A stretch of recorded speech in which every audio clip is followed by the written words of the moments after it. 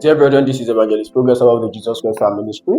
I'd like to take on the topic, the doctrine of election, taking on the Bible passage from the book of 2 Timothy chapter 1 verse 9, and it says, "For he has saved us and called us to a holy life, and not because of anything that we have done, but it is in accordance to his purpose and his grace. The grace that has been given to us through Jesus Christ since before the beginning of the world."